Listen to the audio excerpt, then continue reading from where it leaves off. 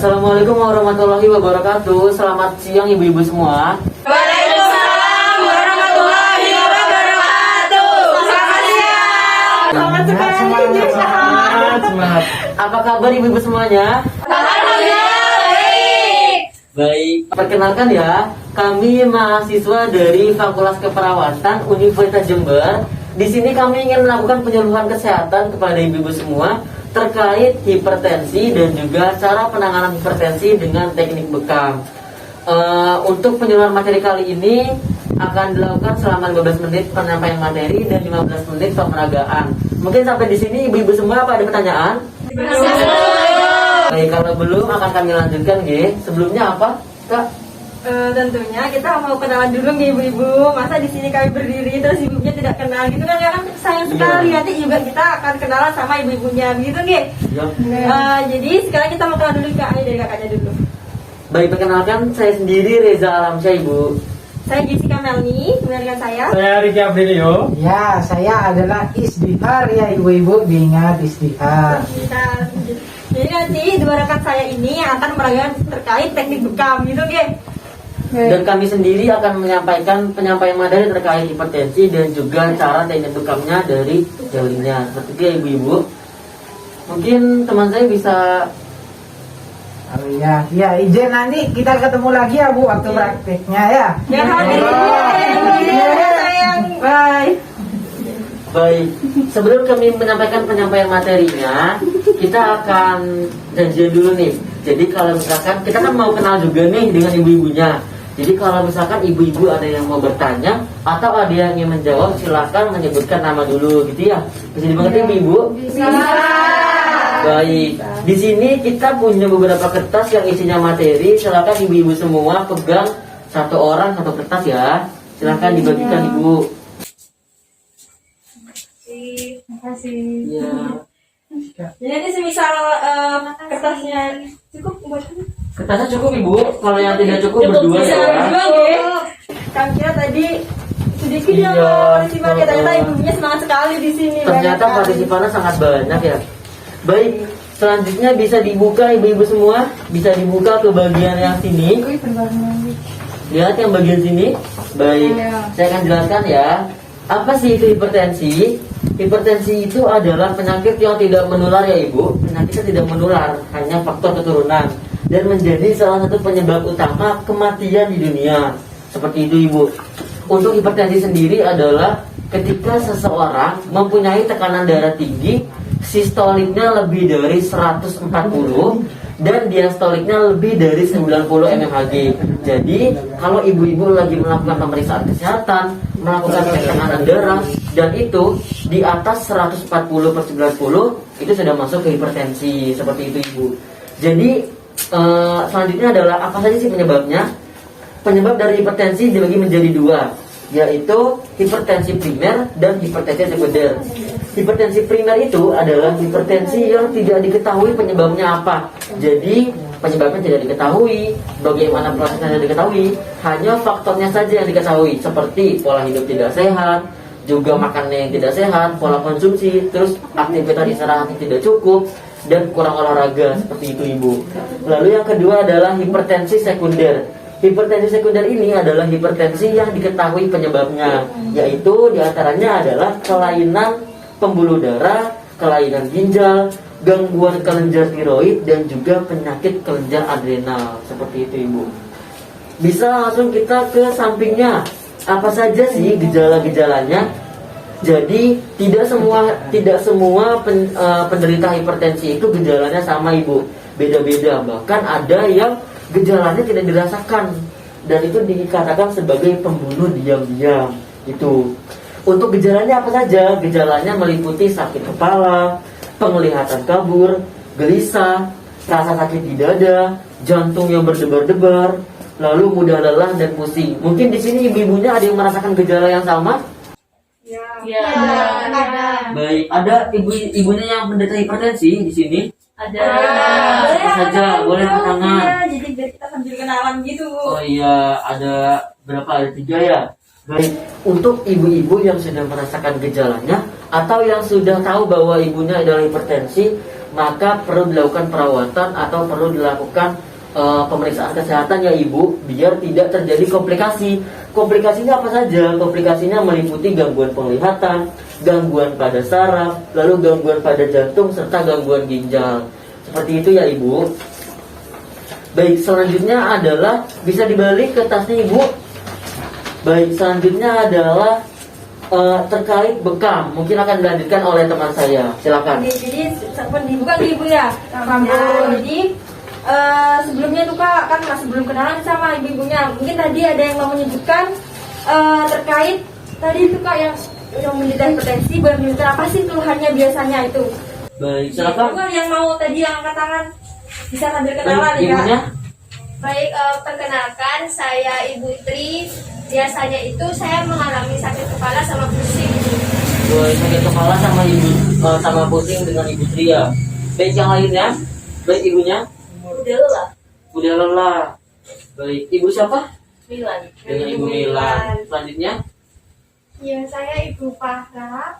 Gejala yang sering saya alami itu kayak penglihatannya itu kabur. Baik, penglihatan kabur, mudah lelah, pusing itu tadi penyebab gejala-gejala dari hipertensi ya. Tapi tetap harus dilakukan pemeriksaan kesehatan. Tapi hanya apa?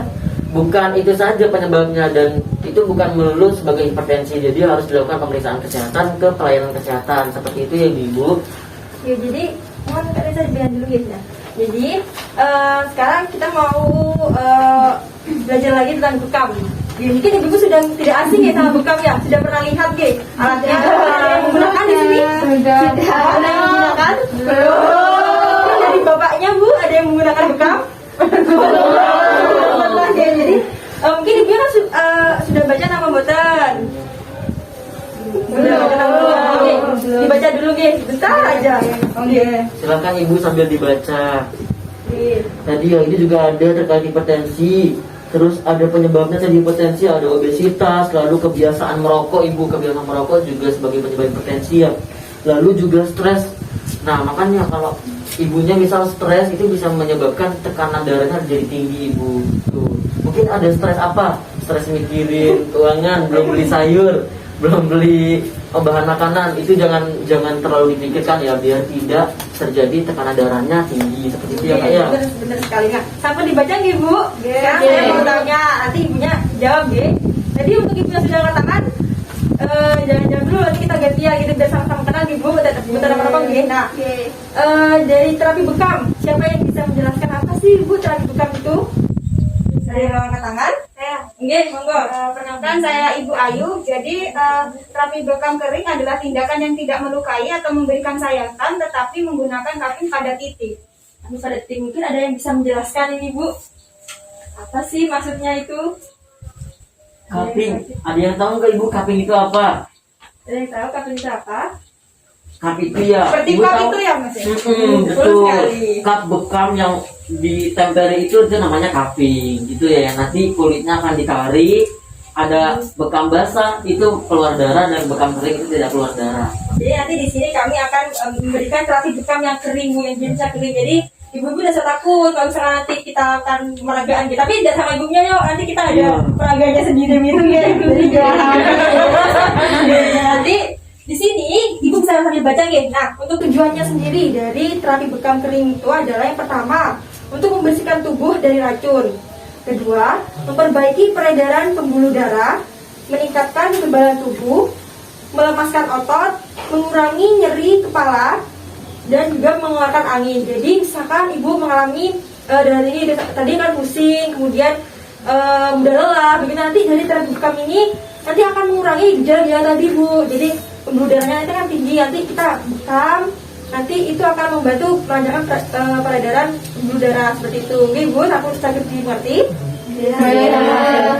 Kemudian untuk indikasi, mungkin di sini indikasi itu kapan sih tepatnya kita melakukan terapi bekam? Misal saat tekanan darah kita tinggi, kapan sih tepat pasnya waktunya untuk dilakukan terapi bekam? Jadi yang pertama itu saat terasa sakit kepala, kemudian juga saat kesemutan. Jadi ibu pernah nggak sih merasakan kesemutan begitu? Nah, itu cocok sekali kita lakukan terapi bekam ini. Kemudian untuk apa saja kontraindikasinya, mungkin ada yang mau menyebutkan ibu dari situ? Monggo, angkat tangan saja, jangan malu-malu ibu. Ibu kerudung merah ini ditunggu-tunggu dari kakak ya untuk ngomong. Bagaimana, Ibu? Bicara. Monggo ibu. Ya, jadi perkenalkan nama saya Ibu Karina. Iya, Mungkin Karina. ini ya kontraindikasinya itu orang-orang yang nggak boleh dilakukan bekam gitu mungkin Iya, ya Kak, ya. itu benar Iya, sekali, betul, benar Ibu. sekali. Jadi Benar untuk yang sekali. pertama itu mungkin dengan pasien atau yang menderita dengan kondisi lemah seperti itu mungkin tidak bisa diberikan bekam. Terus kemudian adanya luka-luka di tubuh, misal luka bakar atau luka bekas-bekas operasi mungkin seperti itu.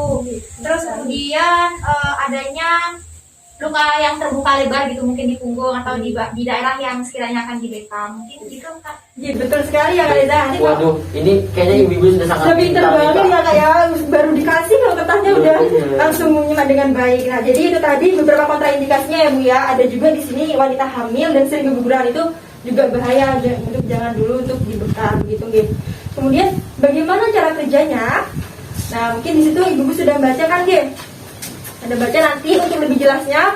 Sekarang nanti diperagakan aja ya Kak Reza Iya. biar lebih langsung. Nanti di sini kita jelaskan ibunya masih Bingung. meraba-raba apa ya, Masih gimana sih bayang-bayangin. gitu ya, Iya. masanya gimana.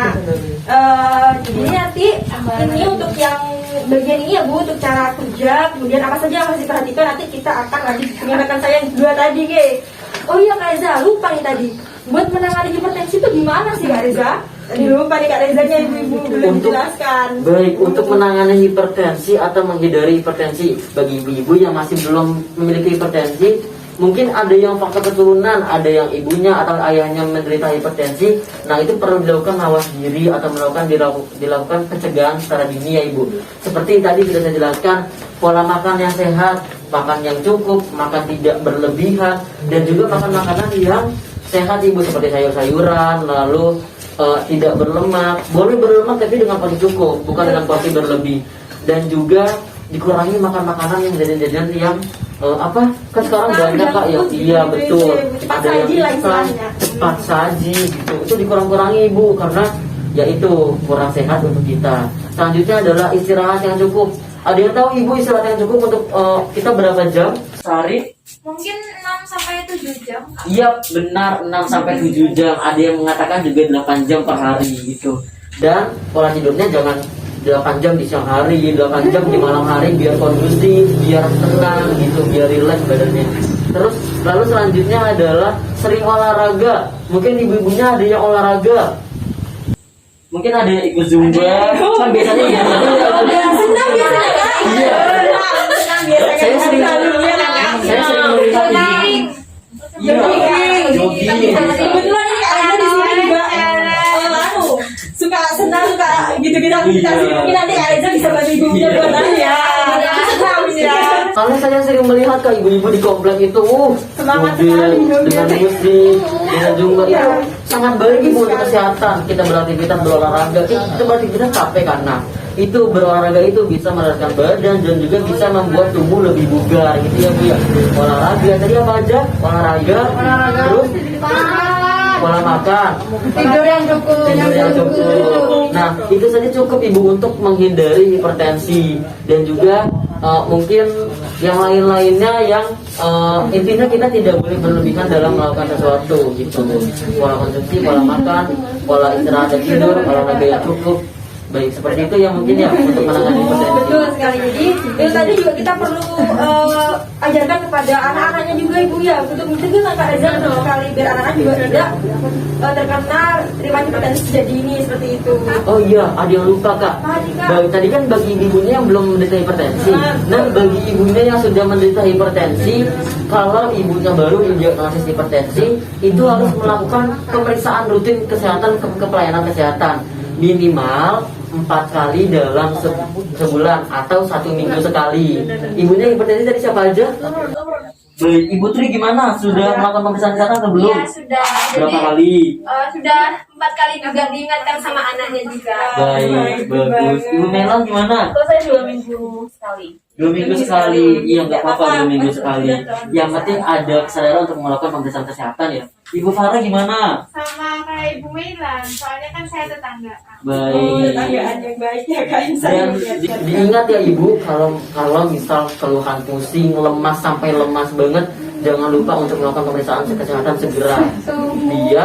jangan didiamkan dan jangan pakai obat warung ya Kak. Ini salahnya seperti itu, sering menggunakan obat warung dan tidak menggunakan obat resep dari dokter. Jadi bukannya pusingnya hilang malah makin-makin. Seperti itu ya Ibu. Iya. Sudah, Pak? Lagi nih Kak. Sudah, mungkin dari ibunya mau tanya Kak, kita Baik. juga persilahkan dari ibunya. Mungkin dari ibunya dia mau bertanya, silahkan. Iya Ibu. Mau tanya Kak, kan kalau sesuatu hipertensi kan tadi kakaknya bilang nggak boleh pakai obat warung gitu. Tapi ini kan bapak saya juga punya riwayat hipertensi. Nah itu biasanya kalau udah udah mulai darah tinggi, udah mulai naik gitu darahnya. Nah itu kayak makan makanan yang contohnya mungkin buah naga gitu terus makan. Nah itu tuh bisa menurunkan hipertensinya itu waktu pas dicek lagi. Nah itu kenapa kok bisa seperti itu? Baik, jadi seperti ini. Ada seperti buah naga dan buah yang lainnya itu kan alami ya, alami dari alam atau bisa dikatakan bukan makanan yang berbahaya gitu. Buah apalagi Dan kan bermanfaat.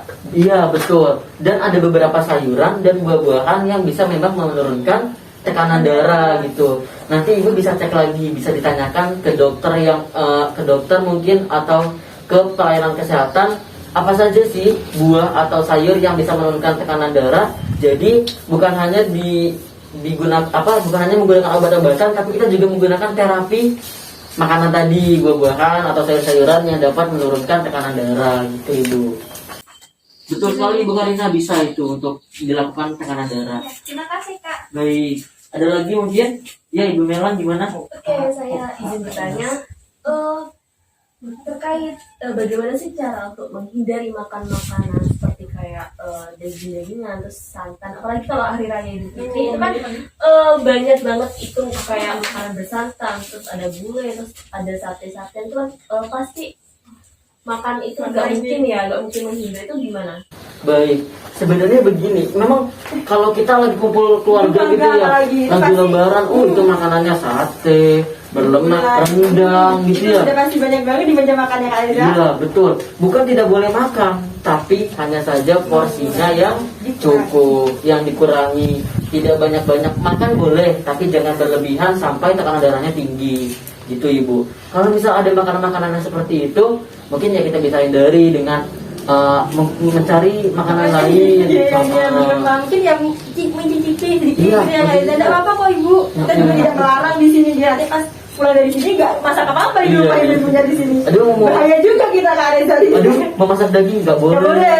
Memasak kambing, aduh nggak boleh. Nggak Ibu. Tetap boleh, tapi hanya makan dengan porsi yang cukup. Gitu. Ada lagi Ibu? Itu mungkin ya Kak Aiza. Cukup Mungkin nanti saya. gantian sama teman kita yang juga kasihan nanti tidak ada waktunya. Jadi kita habisin semua. Selanjutnya adalah teman kami yang akan menjelaskan terkait pemeragaan bekam ya Ibu. Baik, kami mau undur diri nggih. Terima kasih Ibu. Terima kasih.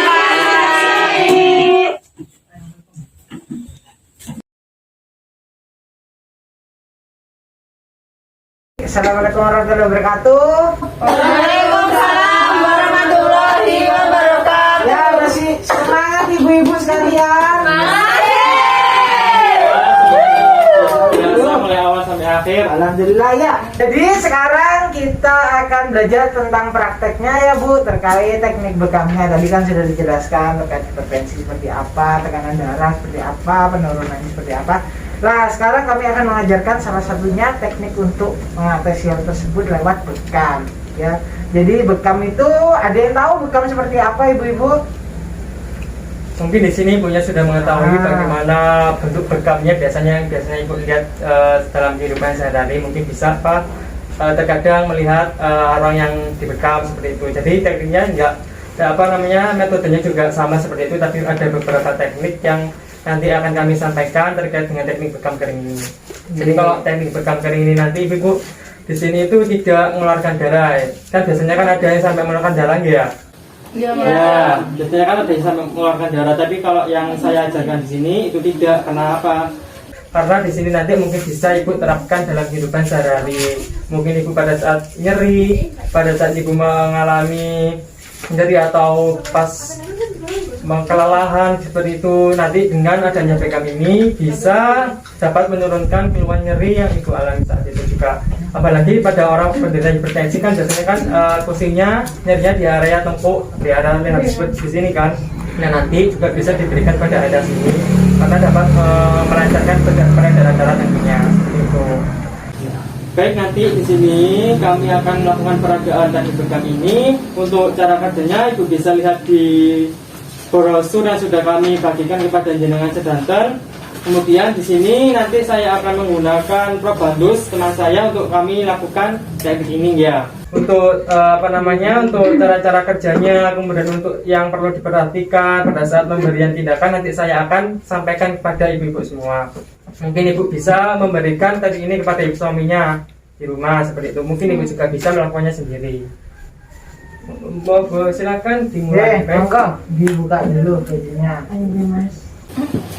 Ya, jadi sekalian tadi kan sempat dibahas gitu ya Ibu terkait manfaatnya. Jadi memang bekam itu sendiri bisa salah satunya memperlancar peredaran darah. Misal Ibu kan tekanan darah kan salah satunya karena adanya sumbatan itu sendiri ya Bu. Iya. Ya, jadi itu harapannya dilakukan bekam untuk bisa memperlancar itu. Terus biasanya kalau orang sakit-sakitan gitu ya juga bisa dilakukan bekam gitu. Ya. Jadi yang pertama kita lakukan itu apa Mas? Yang pertama ini nanti kan kita tentukan dulu titik mana yang akan dibekam. Kan kalau misalnya kan pada orang yang mengalami hipertensi kan melukai nyeri biasanya kan di area tengkuk sini. Karena di sini kan kadang itu banyak sering karena di sini itu nanti pasokan oksigennya berkurang sehingga akan terjadi pusing Ibu.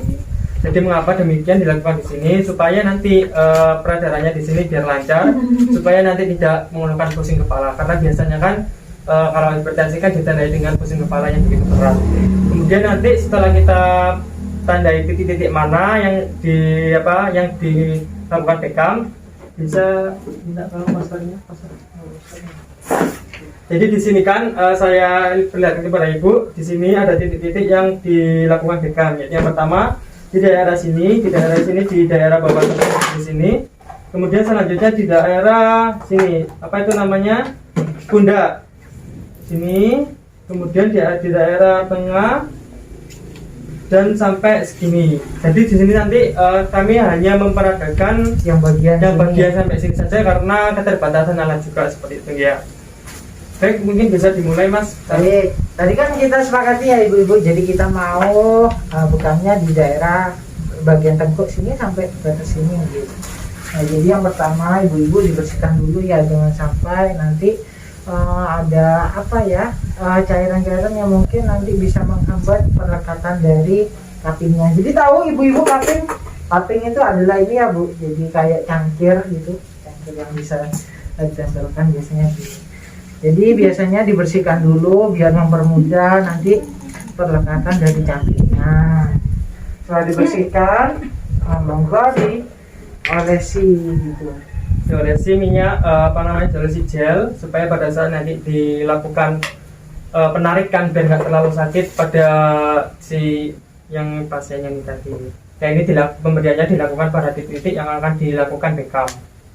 Jadi kan ada bagian tengkuk, kemudian di bagian titik sini, di bagian sini sama sini. Jadi nanti ada 5 pap yang akan ditancapkan yang akan dilakukan di pasien ini.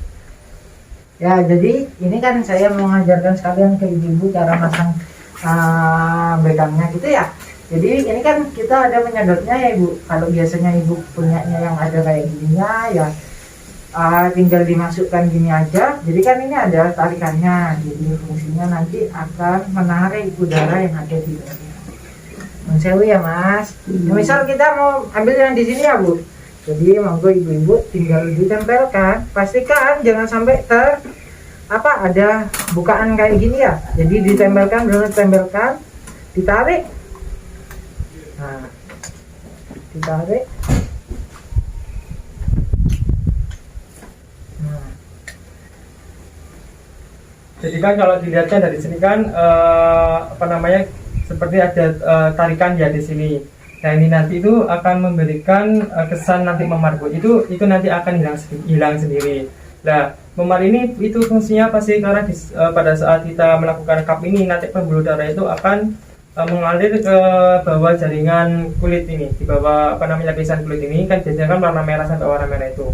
Nah kemudian nanti akan ya jadi ini kan karena pasiennya gerak-gerak ya Bu, jadi ini lepas. Jadi kalau bisa seumpama nanti pasang cupnya di suaminya gitu ya, jadi disuruh diam sebentar, apa ditarik,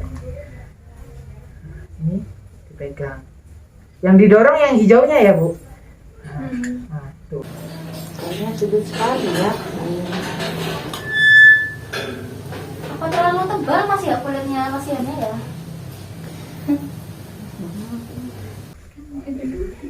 Kalau masalah tebal tidak Bu, itu semua bergantung pada apa namanya teknik penarikannya sendiri. Kalau misalnya teknik penarikannya benar, itu nanti akan apa namanya akan terjadi seperti yang ini agak belendung kan ya Bu? Tertarik gitu. ya tertarik itu. Nah itu tuh apa seperti kulitnya itu terangkat, kemudian di situ nanti ada pembuluh darah. Di sini kan nanti kan ada darah di sini merah. Nah itu nanti fungsinya untuk bisa memperlancar sirkulasi darah. Baik, saya lanjutkan ya Bu. Tadi di titik mana lagi? Di sini. Di sini dong. Nah ini untuk waktunya berapa lama untuk cupping, biasanya kurang lebih sekitar 5 menit sampai 10 menit gitu. Karena kalau misalnya dilakukan terlalu lama nanti akan menyebabkan memar dan bisa jadi nanti pasokan oksigennya akan menurun ke jaringan yang di sini gitu.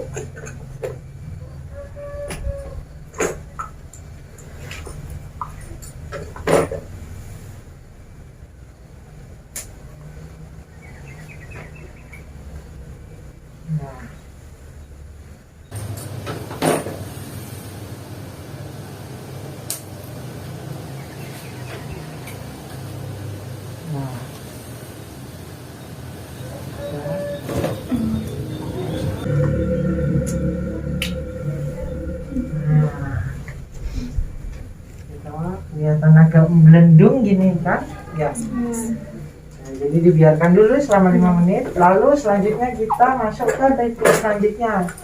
Jadi titik selanjutnya di mana lagi tadi? Sini sama Ini sama sini ya. Sama sini ya. Oke. Ini Mas izin bertanya, itu bedanya yang besar sama yang kecil? Kalau biasanya yang kecil itu kalau yang kecil ini biasanya digunakan untuk yang orang yang belum apa namanya belum pernah melakukan bekam gitu. Dan di area sini itu juga juga menyesuaikan sama areanya yang mau dibekam. Karena kalau di area sini kan itu kan mayoritas kan kecil sih permukaannya, maka digunakan yang kecil. Kemudian kalau bagi yang belum pernah biasanya juga dilakukan yang kecil aja. Soalnya kalau misalnya dilakukan yang besar nanti kan akan terjadi penarikan yang banyak pada area kulitnya, itu nanti maka akan menyebabkan itu masalah gitu. Tanya Mas, itu dilakukan bekam itu sakit atau tidak? Sebenarnya kalau sakit tidaknya bergantung pada dirinya masing-masing. Kalau pribadi sih tidak sakit kok Bu pada saat dilakukan bekam. Ya Ibu. Kalau ngebekam itu harus tidur yang seperti itu atau sambil duduk bisa? Kalau sambil duduk ya sama seperti tadi Bu. Kalau kayak ini kan kalau gerak-gerak itu kan gampang, kayak kita bilang misal kulit gitu ya Bu. Jadi kalau ada gerakan kulitnya yang tadi yang fungsinya kita diberikan gel supaya ini tidak gerak-gerak, jadinya nanti gerak-gerak. Jadi bisa aja ininya cuppingnya itu nanti lepas lah kayak gini. Jadi sebenarnya kalau di dalam bekam ini ada 3 teknik Bu. Pertama itu teknik statis yang kita lakukan, ini teknik statis namanya. Jadi kita fokus pada satu titik saja. Kemudian ada lagi teknik seluncur. Ya, teknik ini itu diberikan dilakukan kan pada satu titik ini kemudian diseluncurkan ke titik yang lain. Jadi misalnya ya terus kemudian tapi ditarik. ini nggak boleh lepas ya Ibu. Jadi memang harus dibersihkan. Setelah itu diberikan cairan gel supaya lebih licin, supaya ini nanti tetap dalam ketarik gitu loh Pak. Seperti itu. Kemudian ada lagi teknik tarik. Jadi teknik tarik itu pada saat kita melakukan cup di sini itu nanti kan akan muncul seperti ini. Kemudian kita tarik, kemudian kita pasang kembali. Itu teknik tarik. Nah, misal kayak gini. Ini setelah saya pasang gini ya. Ini kan saya tekan dulu, saya tarik. Nah, saya tarik lagi, saya pasang lagi. Itu teknik tarik namanya. Kalau di ibu-ibu yang penderita hipertensi ini tuh dapat menurunkan tekanan darah. Meskipun tekanan darah yang diturunkan tidak banyak, tapi di sini mampu mampu menurunkan tekanan darah yang diderita oleh ibu-ibu hipertensi seperti itu. Atau bagi bapak-bapak yang mengalami tekanan darah tinggi, ini bisa digunakan untuk menurunkan tekanan darahnya. Ini mungkin bisa dilepas, Mas. Ya. Ini saya lepas ya, Bu. Iya. Nah, Di sini kan ada terdapat pemat gitu ya. Bukan kayak istilahnya itu micap gitu ya. Bekas dilakukan penarikan, nah ini nanti bisa hilang sendiri gitu. Pastikan kalau ingin melakukan Beckham itu pastikan bersihkan terlebih dahulu untuk alat-alatnya, karena barangkali kan dipakai oleh orang-orang yang lain seperti itu. Nah, di sini Ibu bisa dilihat di brosur yang saya berikan ada hal-hal yang harus diperhatikan. Yang pertama, pastikan gelas Beckhamnya steril. Nah, maka dari itu sebelum dilakukan Beckham ini, gelasnya itu harus dipastikan steril atau dibersihkan dahulu sebelum diaplikasikan seperti itu. Selanjutnya yaitu ukuran gelas Beckham yang kecil untuk yang pertama kali melakukan Beckham. Ya kan sudah saya jelaskan tadi. Yang kecil bagi yang kecil itu untuk yang belum pernah melakukan sama sekali Beckham. Jadi nanti penarikan kulitnya itu tidak terlalu sakit seperti itu. Kemudian posisi duduk lebih baik daripada berbaring. Kenapa? Karena di sini peredaran darah kan akan mengalir pada posisi tegak. Jadi peredaran darah pada posisi tegak itu akan mengalir dengan lancar daripada posisi baring. Mengingat pada seperti air mengalir itu. Kan kalau air mengalir kan lancar kan dari atas ke bawah.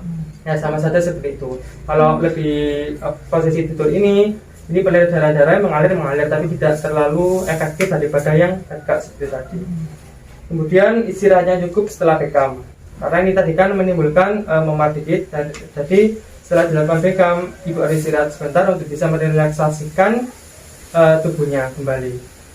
tadi itu kan sempat disampaikan oleh teman saya ya, jadi kalau posisi duduk sebenarnya yang saya katakan tadi bisa, tapi resikonya adalah yang kembali ketika ibu nempel kan gitu, misalnya di punggungnya, pastikan si bapaknya gitu ya atau ibu sendiri itu tidak banyak bergerak, karena ketika banyak bergerak misal itu kita baru 3 menit gitu ya, ternyata kakinya lepas gitu, nah, itu kan sama-sama hasilnya tidak akan maksimal gitu ya.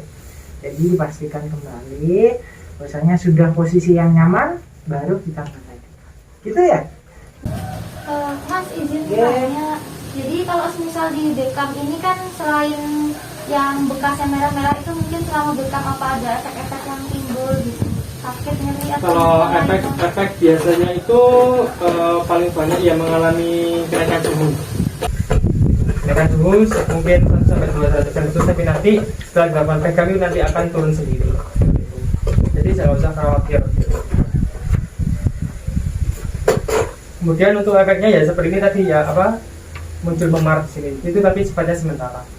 Kemudian bisa dilanjutkan untuk pasien yang infeksius membutuhkan alat Beckham sendiri menggunakan gloves dan masker. Jadi kalau bagi mungkin penderita yang mengalami infeksi seperti infeksi TBC dan sebagainya, usahakan memiliki alat sendiri, karena bisa jadi nanti pada saat dilakukan Beckham nanti bisa jadi alat Beckhamnya tidak sadar lagi.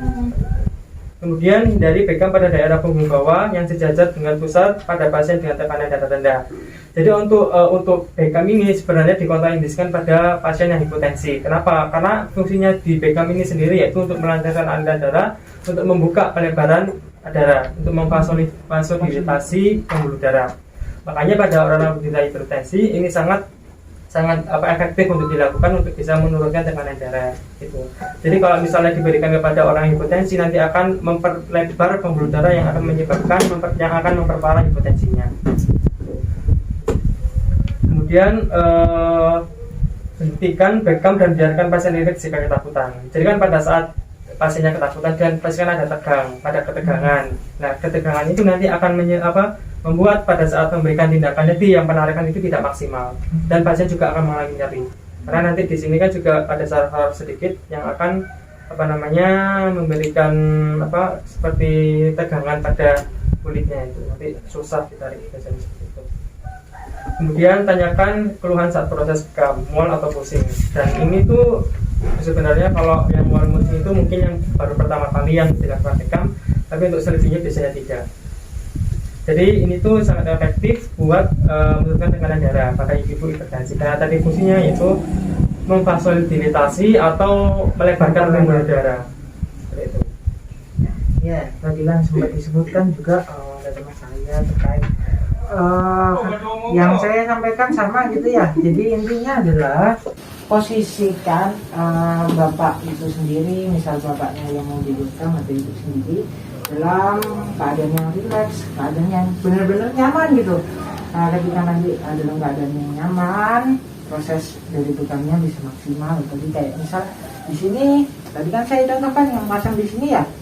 Lalu lainnya bergerak-gerak gini. Nah, itu kan menandakan agak khawatir gitu ya, masih baru pertama kali dan sebagainya mungkin. Jadi akhirnya yang ada di sini agak menegang gitu. Jadi kan seharusnya nggak terlalu kaku di sini. Jadi harapannya gitu ya, ketika nanti kliennya relax gitu ya. Ini yang seharusnya kan biasanya kan tegang gini ya, kalau orang khawatir gitu ya. Jadi harapannya bisa kenyal kayak gini, relax, lembut. Jadi kayak ditarik gitu. Tarik lebih enak gitu. Jadi ya jelaskan dulu bahwa ini tindakannya kalau misalnya ibu mau memberikan top seperti ini, bekam, pastikan pasiennya relax, nanti enak pasti dilakukan bekam kering. Ini namanya bekam kering ya Bu, bukan bekam basah. Kalau bekam basah nanti yang di sini keluar darah. Itu biasanya dilakukan penyayatan kecil, sehingga akan keluar darah kotor. Baik, mungkin ini saja demonstrasi yang kami sampaikan untuk pengeragaan teknik bekam kering untuk menurunkan tekanan darah pada pasien hipertensi. Seperti itu. Sampai sini ada yang ditanyakan lagi dari ibu-ibu? Ya.